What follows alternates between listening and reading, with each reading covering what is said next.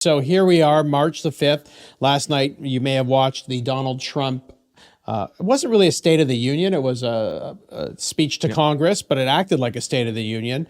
And, it's been a wild, wacky start, of course, to the presidency of Trump. He said he was going to have tariffs. He keeps calling it such a beautiful word. Sorry, not world. Hard to get that one out.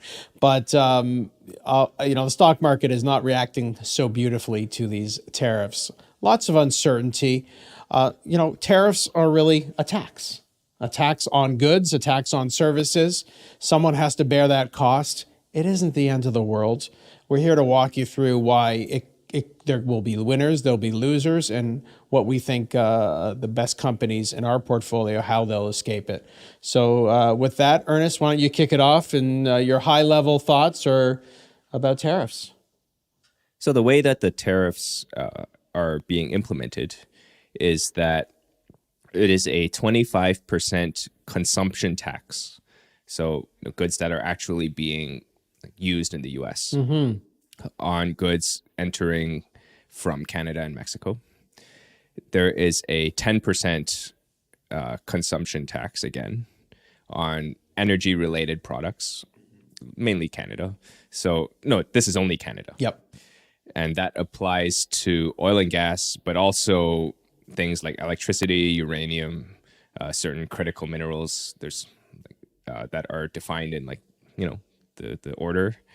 And then there's another 10% tariff on Chinese goods.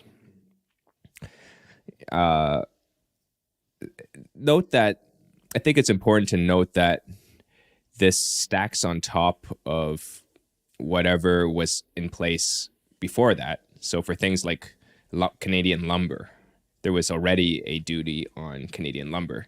So this 25% stacks on top of that. So now there's like a 50.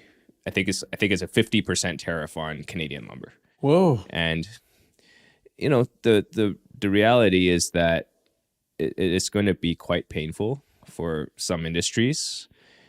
I think prices are going to go up for a lot of goods, and that's before considering the fact that Canada and Mexico have, and China as well, have all announced their own retaliatory tariffs on what the U.S. has announced. That's right.